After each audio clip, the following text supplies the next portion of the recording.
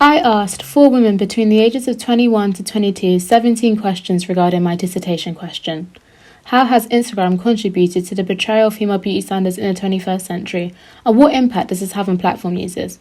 This was done in hopes to get a better and accurate understanding on the impact it can really have on female platform users, while also getting their perspectives on how Instagram has contributed to the portrayal of female beauty standards today. My interviewees were Ruth, age 22, Alicia, age 22, Adriana, age 21, and Isioma, age 21, who are all media and comm students studying at Coventry University. While Ruth, Alicia, and Adriana are ordinary Instagram users, Isioma uses the app a little differently. I'm Isioma, and I am a model and Instagram content creator. I started creating content on Instagram probably like last year properly, in terms of creating content myself. Before that, I was literally only doing modeling, but yeah. And I have 4,000 followers and an engagement rate of 13%. My name's Shazza Sanada, and I have a massive interest in the beauty industry, hence my interest for this documentary and study. I've chosen to look at this as we already know how much traditional media has contributed and impacted women regarding the portrayal of female beauty standards in the past, so I feel it's only right we look at the contemporary moment in this context also. Due to the pandemic, all my interviews were filmed over Zoom, so apologies for the poor sound and visual quality. I hope you still enjoy. Thank you.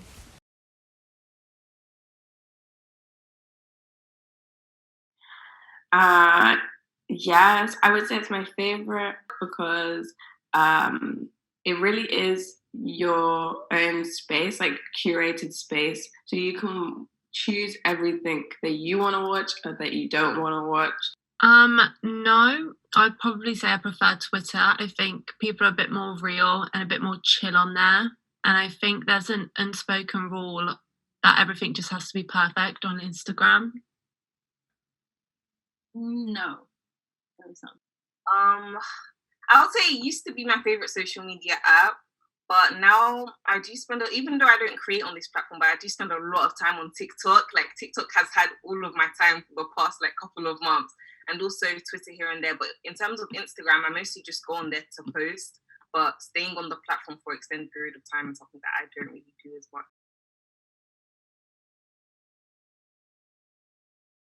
Mainly hobbies or things that I'm interested in. So, for example, hair pages, fashion pages, so influencers. Just connecting with friends, just seeing, people I don't really speak to anymore, I still have on there, see what they're up to.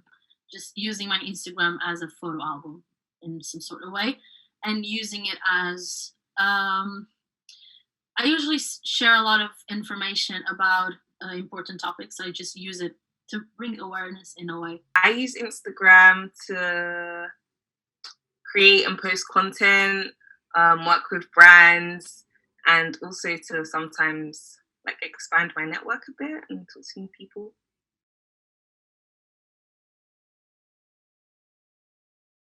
I have like a few. I wouldn't say I follow like a large amount. Mainly, the majority of my followers are probably my friends, but I do have like maybe a group of like 15 or less people that I enjoy their content, so I follow. I mainly follow people that are interesting on topics that I'm trying to follow up, I would say. Yeah, I follow a lot of bigger influencers like Nella Rose, Mariam Musa, Patricia Bright, and a lot more too.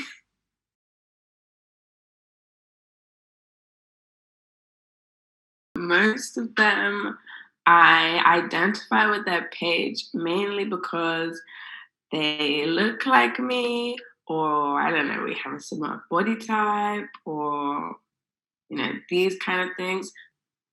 Yeah, for sure. So yeah, they're all beauty influencers. Sometimes when they review products, obviously their whole job is to review products and make people buy them. So yeah, for sure, things they review and I like the sound of, I will look into and see if I want it myself. I would say Patricia Bright, not so much, but Mariam Musa, yes. And I think there's other beauty influencers that I follow too that I would say does impact me. I would say before it would impact me in a way where it would make me want to buy like loads of really expensive products. And I would say this was probably maybe like 2 years ago. And when I would see these influencers and they're posting all these makeup tutorials with all these nice products, or I'll go and check the products that they use. I'm like, okay, it's only like what, 10 products, then I'll go Google it and see it's like £50 for one. And not having the money to be able to afford those things kind of did impact me in a way where it would be like, oh, I wish I could afford this, or I wish I had that. So then, yeah, I guess maybe creating like some sort of levels of comparison.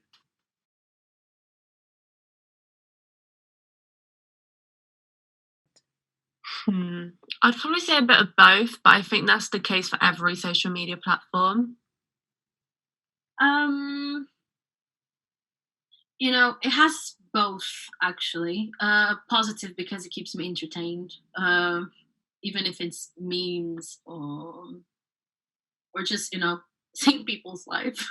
It's just entertaining. But sometimes I just feel bad about it because, as I said, you usually compare yourself to what you see on the screen, and sometimes you want to live something that it's on the screen, but you can't actually live.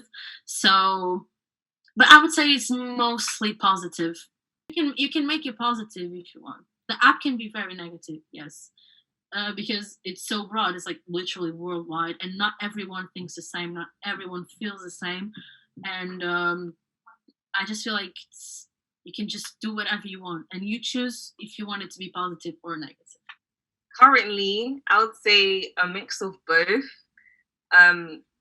At the moment, I feel like Instagram's really draining as an influencer, having to consistently post content. It can be a bit exhausting at times.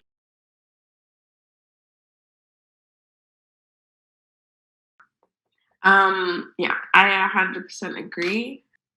I think that not having, like, maybe similar to how they have ads, like, set on their post, so we know we're being sold a product, they should have the same for like edited or like photoshopped, because it's really difficult for women. I was thinking women, like young women, but really women of all ages, to look at a post of like a woman who is like so like gorgeous, but in reality has like tampered and changed a lot of what she actually looks like. It's very damaging for someone who doesn't look like this, and for the reality that probably no one looks like this, to have to kind of set this, oh, okay, now I have to lose weight, or I have to start going to the gym because I want to look like these people, when it's really unattainable. I think influencers are a big part of it, including like, your everyday filters. But I don't think there's anything wrong with filters, but I think a lot of people, especially more influencers, they really take it to an extreme sometimes. And I think there is an overuse of them, which can definitely have a huge effect on, just the everyday person. I would say, yeah, it does.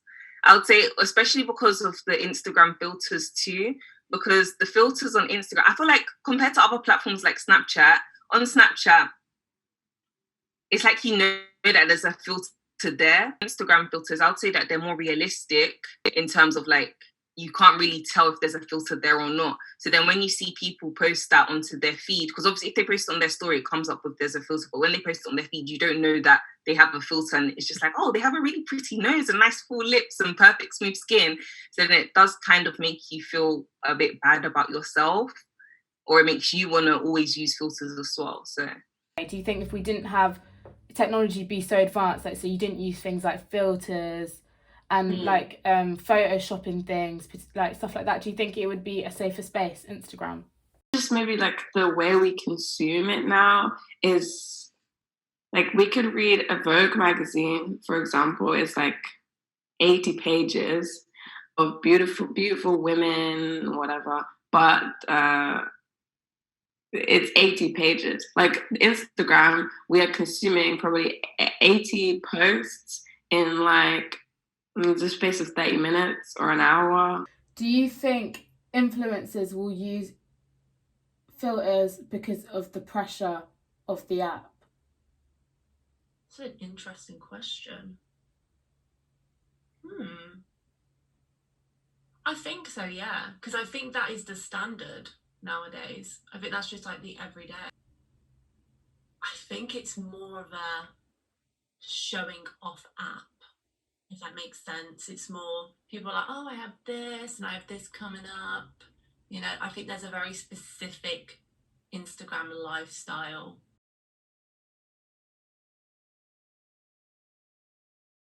I just think that that Instagram has now become a platform, even more so than maybe Facebook and Snapchat, where the vulnerability of like the users is like a tool to sell products to, you know? I think there is a certain standard of beauty, as I said, that has evolved over the past couple of years. And to do with it, there's definitely a lot of mental health and insecurity and self-esteem issues that have impacted a lot of people's lives, and of course mine too. But I think personally, as I've grown up and the impact it has on me, is I've realised that Instagram and the standards that come with it, just they're a social construct. I'll say that Instagram, it has a really Eurocentric standard of beauty. So I would say that that's the sort of, obviously there's nothing wrong with having Eurocentric features, but when that's all that's being pushed out to you, that's what's beautiful, it does have a negative impact on people that don't have those kind of features. And like I mentioned with the filter before, most of these filters, they usually adhere to Eurocentric standards of beauty, such as making your nose smaller or making like your cheekbones and your face slimmer and making you look like you've got that sort of, I don't know, I would class it as like a typical influencer look.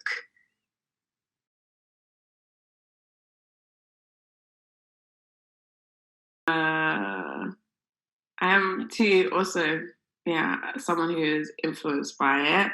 But I think just have to kind of stay actively aware as I'm using the page that most likely the way I'm feeling right now, I will change my mind like in a few hours. Like this is not really a necessity. But I do think maybe younger people might not have that clear gap, you know. I've been using Instagram since I was around 12 and I'm 21 now. It's been almost a decade, and I know that I don't need to compare myself, but I always do, and I feel like I always will, because you're never 100% happy with yourself. So I feel like it does have a huge negative impact in my life, because I keep comparing myself to the people I follow. Make me compare myself and make me something that I was happy about before. It might trigger me to be like, oh, actually, is my nose like a little bit big? Is my nose this? But then afterwards, I would like catch myself and be like, okay, I need to get off this app, basically. And there was even a point of time where I think I was following loads and loads of accounts that I felt, I think this was before I started like content creation influencing. I was following loads of accounts, and every time I would see their pictures, I would always feel like a bit jealous. I would feel like a bit, I don't know, every time I would see their pictures, it would make me feel a bit more bad about myself. So I had to like unfollow loads of people just to like reset my whole mind when it comes to Instagram.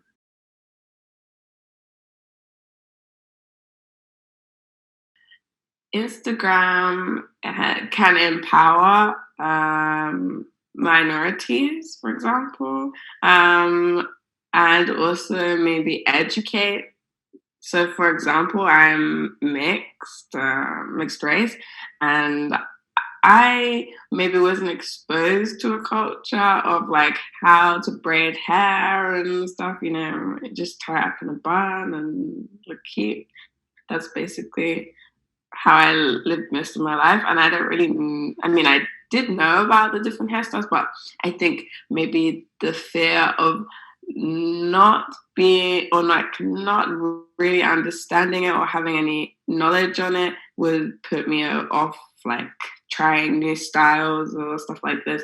I really think that Instagram is like a free and open community where you can just explore without like any fear of being judged, or this might not work, or people will look at me funny. It's like a similar to a family or a group of sisters or friends. Like, this is the same place where you can browse and identify with other people who look just like you. I think the representation we've seen in the past few years has definitely been a lot more talk about the important aspects in life to do with beauty standards that have not been pushed before. I think it's good to see the move from the narrative of the ideal that Instagram created to a more realistic version that people can relate to.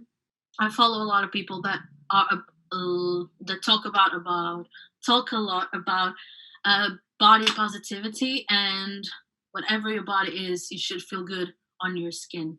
So I feel like it depends on the people you follow. There you go. You built your own community. So I feel like I'm surrounded with mindfulness, I would say. It's not all negative, and there are times when people do speak on positive stuff like about self-love, and there's accounts or people with huge amounts of following that they don't use filters and they post themselves without no makeup and with no filter, or they just, without making a scene about it, so like, this is a new trend, don't, like a challenge sort of thing. When they just come on and you watch their stories and you just see them just as they are, as a normal human being, it does kind of make you feel a bit better in terms of being compared to everything else that's out there. And also just providing more opportunities for people too.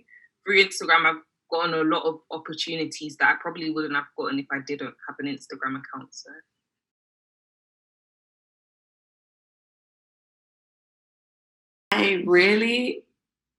I always enjoyed my hair, but I think really now I see it as like some fun to it, instead of just wearing it out. Like, I can do a multitude of things to it and kind of also be fearless, the same way, like we were saying, if it's someone that looks like you, then it's like subconsciously kind of way of saying, if it works for me, then it can also work for you. It's a good point, because I'm in Sweden. I was just saying, I think like another layer to that, like, sense of community, shall we say, you could be living somewhere or just moved out of your hometown or something, and there might be elements of your culture, for example, that you really miss, or there's people that don't look like you in your area.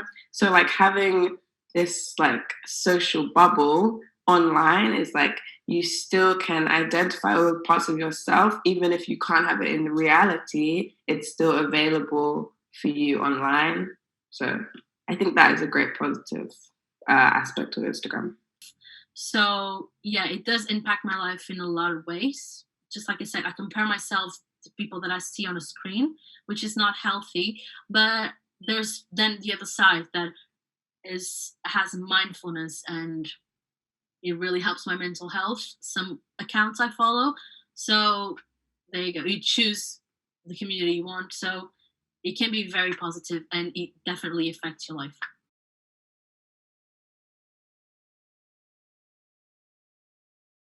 You see more people of color and different backgrounds and cultures, more so on Instagram than you would see in traditional print media. It's a lot more inclusive. I would say there's more representation. There's more female power on social media than in any other media, sorts of media. I would say that Instagram does equally push the same Eurocentric features. The reason why people might think that they don't is because there's so much more people, there's so much more creators compared to traditional media, where it's just that one creator who creates all of the different media platforms, the magazines, the TV shows, the programs. So yeah, because there is more people, that's why it might seem as if there's more diversity and different representations in standards of beauty. But I think it's I think the core of it is pretty much the same. And obviously, like I mentioned before, that's evident in the filters and the ease at which white influencers are able to grow their accounts and make more money compared to black influencers. Like, for example, Patricia Bright and Mariam Musa, even though they're doing really well, they also mention how like they've been on shoots where a white person has gotten paid more than them. And yeah, I feel like it all kind of interlinks with each other. Has their whole algorithm thing. So as a black person, I have a lot of black people on my feed, but another person, their feed might not look like that. But whereas when it's news, it's just everyone sees the same thing.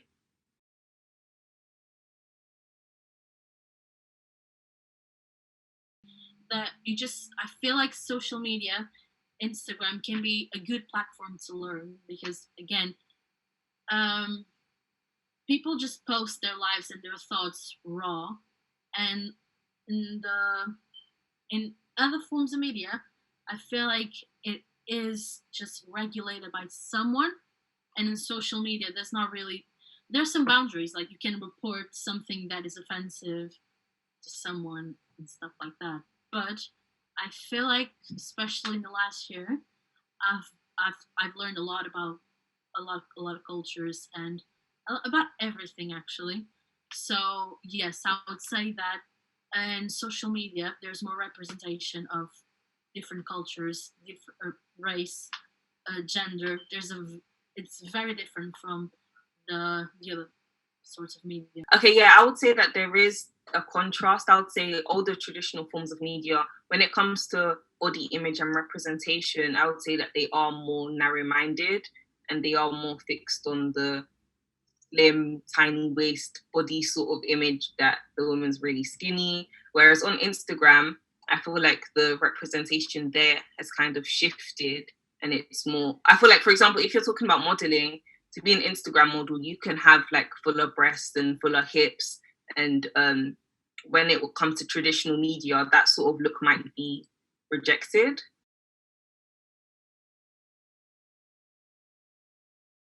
Yeah, I don't think there's any pages I follow with a style that I'm not interested in or with something that is similar that I identify with. So maybe it's being mixed or being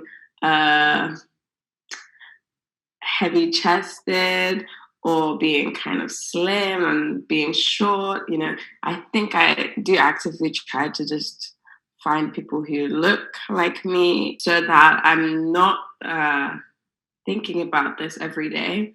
But I will say, I mean, we have the explore page. So even if I choose this standard for myself, like I want to feel good about myself, there will still be pages that I did not really choose to follow, but more so are catered to me that are, an extreme beauty standard that I do not fit in. I think it's important to follow somebody who you enjoy seeing, whether it's like a beauty influencer or even like a personal trainer, somebody who's going to like uplift you no matter what situation you're in.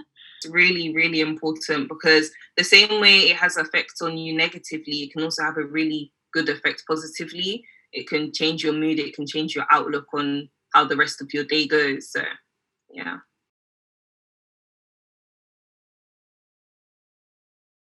So I think we should just give them the freedom to have it.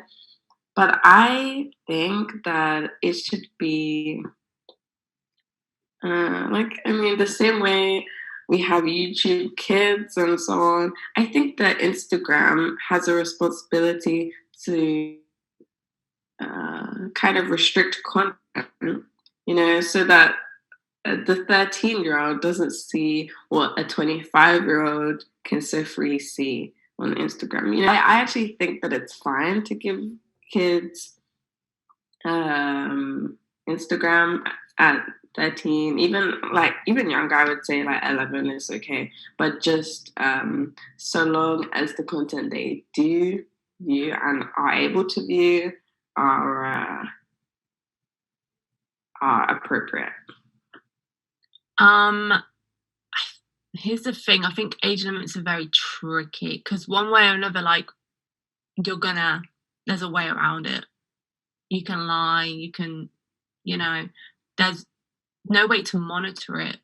I do think it should be higher, but as I said, I don't know if there is a way to monitor it. I don't know if Instagram really care that much.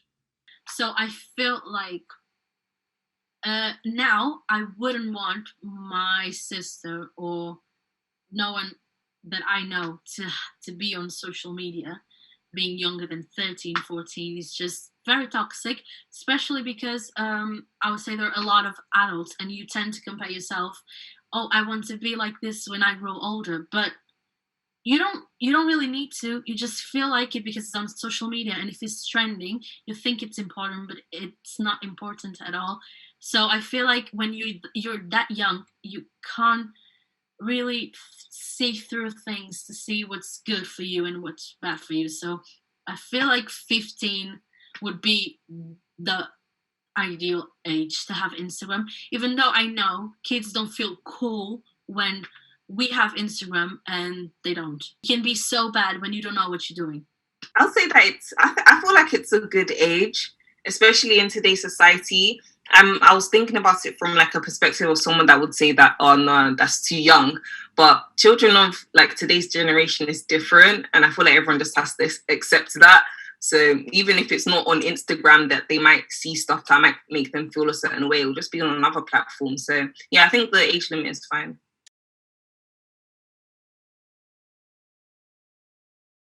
Right now, like how it is right now, Instagram, I would say no. Because at 13, you don't have really much confidence. You're very impressionable. And like I said, I think if there was a restriction there, that would be fine. And I would be okay with it. But there is really no limits on what a 13-year-old can watch or what they can see. And again, there is no mention of a photo being edited. Many people just say, oh, I've been working at the gym very hard and this is me now. It's like the unrealistic goals that they are like enforcing on young people. It would make me avoid it definitely. But I think there is a chance. If it was to adapt, I would think I would. I mean, my little sister's 12, so definitely not. I don't know if she has one, but I don't think she needs one. I just don't, as I said, I think the limit should be higher. I just don't really think you need to, at the age of 13, be seeing these like 20-year-old influencers. You can't even monitor like who they follow. You can't be certain that it's only going to be their friends, from school. No, I wouldn't. Just like I said, I don't think a 13-year-old, not even my sister, when she was 13, would be strong enough to be on an app without having any prejudice about your body or about something you do. So I don't think, I would not recommend that to a 13-year-old that I know, especially being a female, because it's a whole different thing when you see gender, because men will never be judged the same way as women. Yeah, I think I would. I feel like I'm just kind of deep in how young 13 is actually. I would say it's hard because it's like, obviously I know that Instagram does have its negative connotations and negative effects on younger girls. So initially I would have said yes, but I feel like now I might say no, because at 13 you are still young, you are still developing, and I feel like your mind is really malleable. Like you can really, it would have a stronger impact on a 13-year-old than it would someone that's maybe 23. Maybe at 16.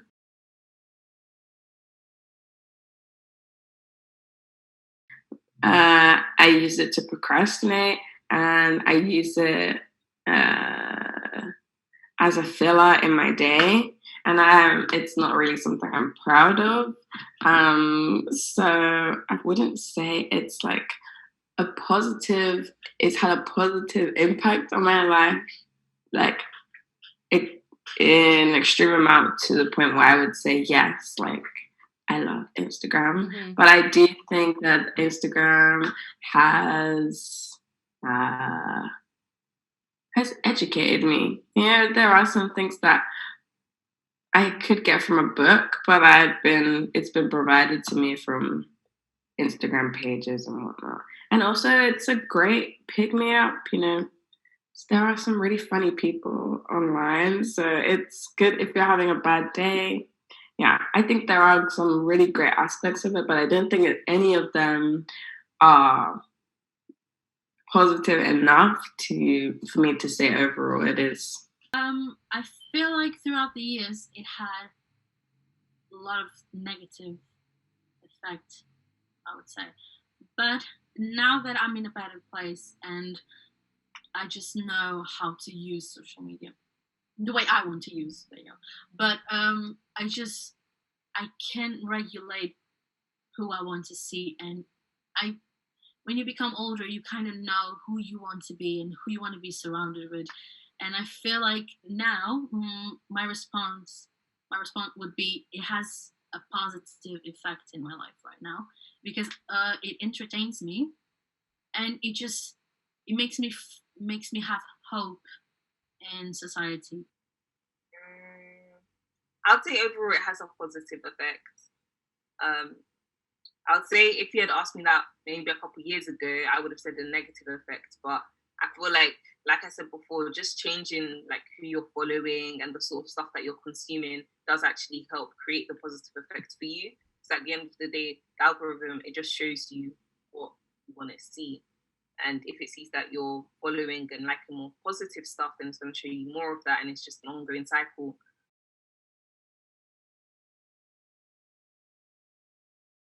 I would say, Instagram does not give us the tools to like appropriately use the app. It does not remind us that photos or videos are being photoshopped. It doesn't remind us that we are being sold a product. It doesn't remind us that we shouldn't express we shouldn't like say negative things or comment or like bully others online. It doesn't remind us of these things. So it's important to just kind of sit back and sometimes just remind ourselves how to appropriately behave and how to appropriately react, so that we are not tarnishing our identity or our character so easily. Everyone's beautiful in their own way, so don't feel that you are not important as someone. I would say just be wary of not just who you're following, but also who's following you, because there's other negative things that come with Instagram, just like weirdos and crazy people. And just be careful like of the people that follow you. And I just make sure that there's no like negative energy. And I would say, just follow stuff that makes you happy. And if you don't like something, unfollow it.